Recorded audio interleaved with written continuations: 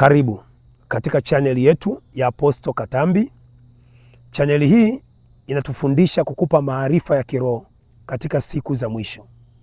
Unaweza ukafuatilia kwenye vipindi vyetu katika chaneli hii pendwa ya Apostle Katambi. Siku ya leo tutajifunza kwa habari ya nguvu ya kiroho. Kama ni mara yako ya kwanza kuja kwenye chaneli, karibu sana, na unaweza ukasubscribe channel hii ili uwe wa kwanza kupata vipindi vyetu kadri tunavyoenda kuvituma, na Mungu akubariki sana katika jina la Yesu aliye hai.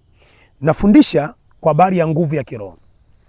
Kwa nini unafanya mambo hayakamiliki kwa wakati? Kwa nini unaweza ukaanzisha jambo likaenda lakini halikamiliki? Unaweza ukaanzisha mipango ikaenda haikamiliki. Unaweza ukaanzisha labda biashara au mradi fulani, wakati unaanza vizuri sana, lakini baadaye jambo linaharibika. Kuna mtu unatamani kuomba, una shauku ya kuomba, lakini ghafla unashindwa kuomba. Kwa nini? Kwa nini umekuwa ni mtu ambaye unapambana kuja kukamilisha jambo, unatumia muda mkubwa sana, muda mwingi sana kukamilisha jambo hilo unaolifanya? Kuna kitu kinaitwa nguvu ya kiroho. Kama unavyoona kuna nguvu ya kimwili, ndivyo katika ulimwengu wa roho kuna nguvu ya kiroho. Asa nguvu ya kiroho ukusaidia kuweza kufanikisha jambo kwa wakati. Nguvu ya kiroho inakusaidia kuutawala ulimwengu wako wa roho. Kwa kuna watu anakuambia, najaribu kuomba mtumishi nashindwa, najaribu kufunga mtumishi nashindwa, najaribu kukesha mtumishi nashindwa. Wakishika nguvu zako za kiroho, huwezi kuutawala ulimwengu wa roho. Yaani kama kuomba maombi mpaka watu waje wa jumuiya pale nyumbani, au mchungaji aje hapo nyumbani kuja kuomba, hauwezi wewe mwenyewe kujisimamia kiroho kwamba naingia maombi mwenyewe, nitaomba mwenyewe, nitafanya mwenyewe, kwa sababu nguvu ya kiroho ikishikwa hauwezi kufanikiwa. Na kabla adui ajaribu maisha yako, huwa anashika kwanza nguvu yako ya kiroho.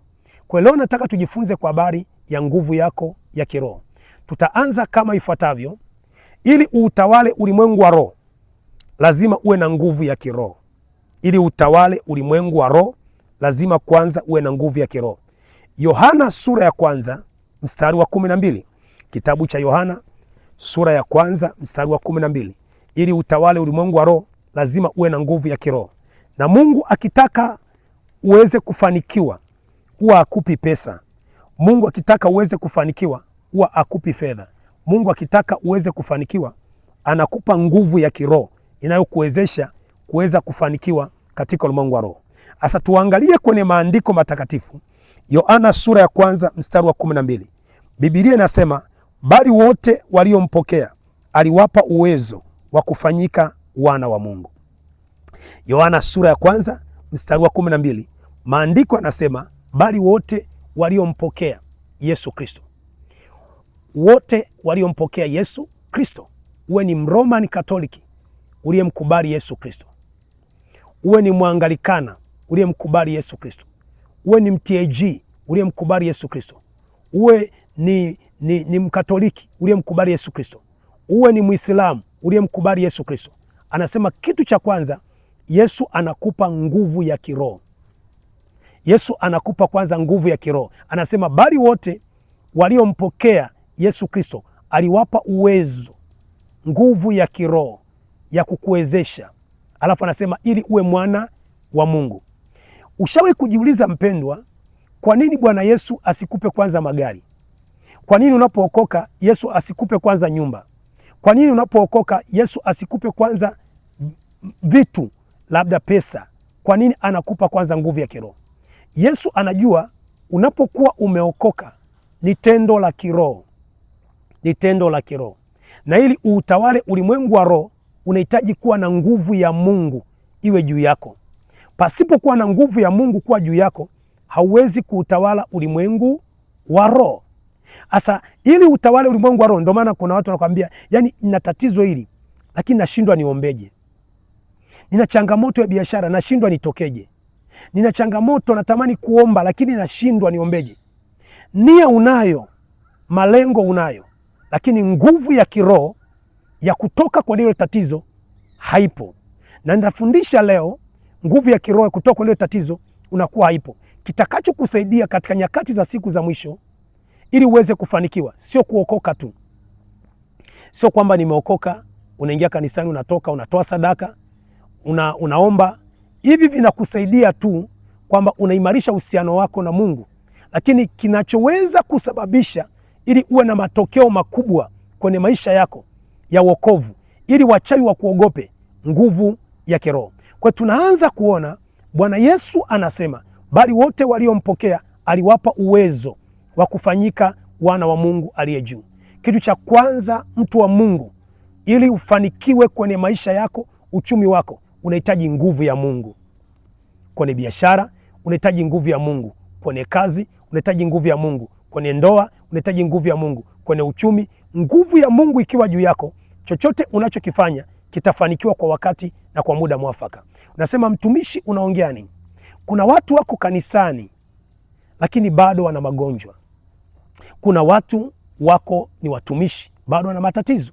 Kuna watu bado wanamuomba Mungu lakini bado wanapita kwenye changamoto mbalimbali za maisha yao. Kilichopungua kwao sio kuomba. Unaweza ukaomba usiku kucha.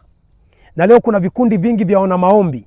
Unaweza mkakutana mkaanza kuomba, Baba kwa jina la Yesu tunaondoa magonjwa haya, Baba kwa jina la Yesu tunaondoa matatizo haya, lakini shida ikawa iko pale pale. Kinachoweza kukusaidia katika ulimwengu wa roho, nguvu ya Mungu. Wanaweza kukuombea, wakaweka paka mkono juu ya kichwa, wakaweka paka mguu juu ya kichwa, mpaka akakukumbatia na kuombea. Lakini kama muombaji ana nguvu ya Mungu, kama huyo mtumishi anayekuombea ana nguvu ya Mungu, huwezi pata mabadiliko, huwezi pata matokeo. Kwa hiyo nguvu ya Mungu ndio inasababisha unapoomba unafanikiwa. Nguvu ya Mungu inasababisha kuutawala ulimwengu wako wa roho. Unasema, mtumishi, unaongea nini? Kitabu cha Matendo ya Mitume, watu wengi wamekuwa wakifanya vitu vinaharibika, wakiomba hakuna matokeo. Kilichopungua kwao sio maombi, kilichopungua kwao sio kufunga. Nguvu ya Mungu, omba nguvu ya Mungu. Wengi wanafanya biashara inakwama, kilichopungua kwao ni nguvu ya Mungu. Wengi wanafanya vitu vinakwama, kilichopungua kwao ni nguvu ya Mungu. Kitabu cha Wafilipi sura ya 4 mstari wa 13. Wafilipi sura ya 4 mstari wa 13. Nguvu ya Mungu ikiwa juu yako inakuwezesha kila unachokifanya kifanikiwe kwa wakati. Leo tuna wafanyabiashara wengi hawana nguvu ya Mungu. Leo tuna wafanyakazi wengi hawana nguvu ya Mungu. Kwa hiyo watakitaka kuroga kwenye kazi yako, ni vyepesi kukuondoa. Wakitaka kupiga biashara yako, vyepesi kuondoa. Wakitaka kukupiga kwenye uchumi, vyepesi kuondoa. Kwenye ndoa yako, kama una nguvu ya Mungu, ni vyepesi ndoa yako kuharibiwa. Kitabu cha Wafilipi sura ya 4 mstari wa 13. Wafilipi sura ya 4 mstari wa 13. Maandiko yanasema katika Wafilipi sura ya 4 mstari wa 13. Maandiko yanasema, twayaweza mambo yote katika yeye anitiaye nguvu. Anasema, nayaweza mambo yote katika yeye anitiaye nguvu. Wafilipi sura ya 4 mstari wa 13 anasema, nayaweza mambo yote katika yeye anitiaye nguvu. Maana yake unaweza kuwa na biashara kubwa, unaweza kuwa na biashara kubwa, unaweza kuongezeka kibiashara, unaweza kuongezeka kiuchumi, unaweza kuongezeka kimafanikio. Na anasema unaweza kuwa na familia nzuri, unaweza kuwa na kazi nzuri, unaweza kuwa na uchumi mzuri, lakini anasema katika uwezesho katika yeye anitiaye nguvu. Maana yake nguvu ya kiroho ikiwa juu yako inakuwezesha kila jambo unalolifanya lifanikiwe kwa wakati. Nguvu ya kiroho ikiwa juu yako inakuwezesha kila unachokifanya kwenye maisha yako kifanikiwe kwa wakati. Pendwa unayenisikiliza, watu wengi wanahangaika na mitaji. Watu wengi wanahangaika kutafuta jina. Watu wengi wanahangaika kutafuta mafanikio. Hangaika kutafuta nguvu ya Mungu ikiwa juu yako. Chochote utakachokifanya kwenye hii dunia utafanikiwa katika jina la Yesu. Hangaika kutafuta nguvu ya Mungu ikiwa juu yako. Chochote unachokifanya kitaenda sawasawa katika jina la Yesu aliye hai. Sikiliza nikwambie, leo zamani tulipokuwa tunahubiri tunawaambia watu njoo kanisani. Unapokuja kanisani yote yamekwisha. Unapokuwa tunahubiri unaambia njoo kanisani, unapokuja kanisani yote yameisha. Watu wakasema sawa, wacha twende kanisani.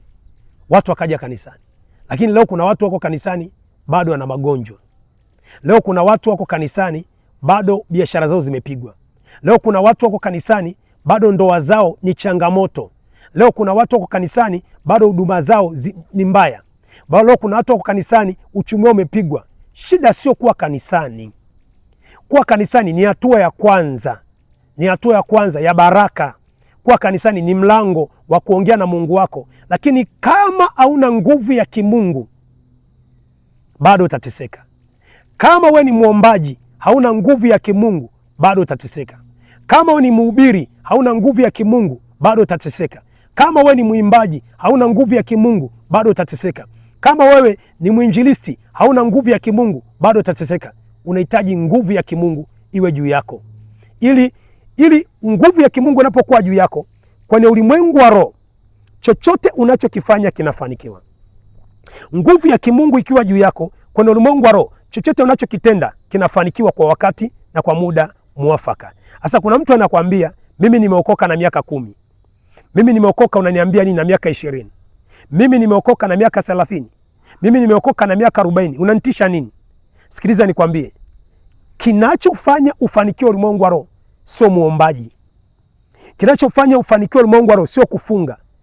Ni muombaji mwenye nguvu ya Mungu. Huyo ndiye anatikisa malango ya kuzimu. Ni mhubiri mwenye nguvu ya Mungu, huyo ndiye anatikisa malango ya kuzimu. Ni mfanyabiashara mwenye nguvu ya Mungu, huyo ndiye anatikisa malango ya kuzimu. Unasema mtumishi, unaongea nini? Shetani haogopi kuokoka kwako. Shetani haogopi kwamba wewe ni mtumishi. Shetani anaogopa mtu mwenye nguvu ya Mungu ndani yake. Unasema mtumishi, unaongea nini? Kitabu cha Matendo ya Mitume sura ya 1 ule mstari wa 4 na wa 8. Matendo ya Mitume sura ya 1 mstari wa 4 na wa 8. Utaona Bwana Yesu anawaambia wanafunzi wake. Wakati Yesu ameandaa wanafunzi 12, wale mitume 12. Bwana Yesu anaandaa wanafunzi wake 12. Walikuwa wanajua kuomba. Walikuwa wanajua kufunga. Walikuwa wanajua kukesha. Walikuwa wanajua ulimwengu wa roho. Lakini Bwana Yesu akati anataka kutoka kwenye ule mlima, anapanda kwenda juu, kwenda mbinguni. Yesu akawaita wanafunzi wake. Akawaambia, Matendo sura ya 1 mstari wa 4. Alafu naruka ule mstari wa 8. Yesu akawaita akawaambia, msiondoke Yerusalemu. Subirieni ahadi itokayo juu. Wale wanafunzi wa Yesu walimuuliza maswali.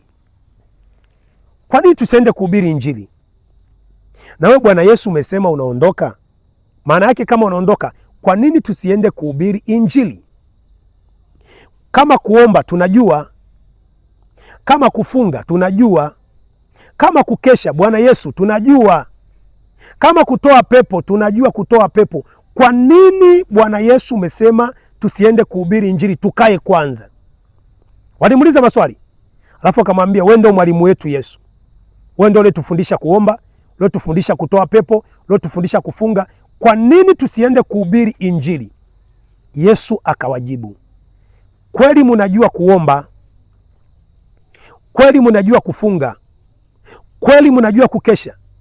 Yesu anawajibu, lakini hamna nguvu ya Mungu ndani yenu. Hiyo ni Yohana sura ya 1, Matendo ya Mitume sura ya 1 mstari wa 8. Yesu anawaambia, subirieni kwanza nguvu ya Roho Mtakatifu. Itakapoingia ndani yenu, itawapa kushinda katika vita au changamoto mnazopitia katika ulimwengu wa roho. Nguvu ya Roho Mtakatifu itakapoingia ndani yenu, itawapa kushinda vita vya kiroho mnavyopitia. Pendwa unanisikiliza, wanafunzi wa Yesu walikuwa wanajua kuomba. Mpendwa unanisikiliza, wanafunzi wa Yesu walikuwa wanajua kukesha, wanajua kutoa pepo. Kama leo hii unajua kufanya biashara, si ndio? Kama leo hii unajua kukaa uko kwenye ndoa, si ndio? Kama leo hii unajua kufanya kazi, si ndio? Kama leo hii unajua kuimba, si ndio? Lakini kama hauna nguvu ya Roho Mtakatifu, hicho ulichopewa na Mungu hakitafika mbali. Ndio maana kuna watu walikuwa ni wainjilisti, leo hawapo tena kwenye uinjilisti. Kuna watu walikuwa na waombaji, leo hawapo tena kwenye uombaji. Kilichopungua kwao sio kuomba. Kilichopunguka nyakati za mwisho sio kufunga. Kilichopunguka leo sio kuwa mwimbaji. Ukikosa nguvu ya Mungu, hicho unachokifanya kinaharibika. Ukikosa nguvu ya Mungu, hicho unachokifanya hakitaenda mbele. Unasema mtumishi Katambi, unaongea nini? Wengi nguvu ya shetani kabla hajakushambulia anaondoa nguvu ya Mungu ndani yako. Unasema mtumishi Katambi, unaongea nini? Angalia kitabu cha Waamuzi sura ile ya 13. Utaona habari za Samsoni na Delila. Utaona habari za Samsoni na Delila. Kabla wachawi hawajakushughulikia, wanashughulikia kwanza nguvu yako ya roho. Waamuzi sura 13 utaona kwa habari ya Samsoni na Delila. Samsoni aliwatesa sana Wafilisti. Samsoni aliwasumbua sana Wafilisti. Baada ya Samsoni kuwatesa Wafilisti, walienda wakakaa chini. Wakasema huyu jamaa anatusumbua sana. Anachoma mashamba yetu, anaua watu wetu Samsoni, anaua familia zetu Samsoni, tumfanyeje? Wakakaa kikao nchi nzima. Sikiliza mpendwa, walikaa kikao nchi nzima. Wakaweka miungu yao, waganga wao, miungu yao, waganga wao, wakakaa kikao wafalme, wakakaa kikao maaskari nchi nzima. Wakaambia Samsoni hatutamweza. Kama tutapata asili ya nguvu zake za roho, Samsoni bado hatujampiga. Kama tutapata asili ya nguvu ya roho ya Samsoni bado hajapigwa. Wakatafuta binti, wakasema nenda ukatafute asili ya nguvu zake za roho. Delila alipoenda kwa Samsoni, akamwambia tafadhali dia, naomba uniambie asili ya kifua chako. Tafadhali dia, naomba uniambie asili ya tumbo lako. Tafadhali dia, naomba uniambie asili ya mkono wako. Tafadhali dia, naomba uniambie asili ya biashara yako. Delila alibana pua. Akasema tafadhali dia, naomba uniambie asili ya nguvu zako. Delila alipopata asili ya nguvu ya Samsoni alipigwa au hajapigwa? Delila alipopata asili ya nguvu ya Samsoni aliuawa au hakuuawa? Pendwa unanisikiliza kwenye channel yetu pendwa ya Apostle Katambi, kabla adui hajakupiga anatafuta asili ya nguvu zako. Inawezekana mwanzo ulikuwa muombaji, sasa hivi huwezi omba tena. Wakikamata nguvu zako za roho, huwezi omba tena. Inawezekana mwanzo ulikuwa mhubiri, sasa hivi huwezi kufanya tena. Wakikamata asili ya nguvu zako, huwezi fanya tena. Wanashika asili ya nguvu zako katika ulimwengu wa roho. Wakikamata asili ya nguvu zako katika ulimwengu wa roho, wamekuteka. Maisha yako wamekuteka. Ni ombi langu kukuombea, omba nguvu ya kiroho. Biashara yako itainuka tena. Omba nguvu ya kiroho, kazi yako itainuka tena. Unaweza kutufuatilia vipindi vyetu kwenye channel tupendwa ya Apostle Katambi kwa kusubscribe channel hii ili wa kwanza kupata masomo hayo. Katika jina la Yesu, Mungu wa mbingu na nchi akubariki. Amen.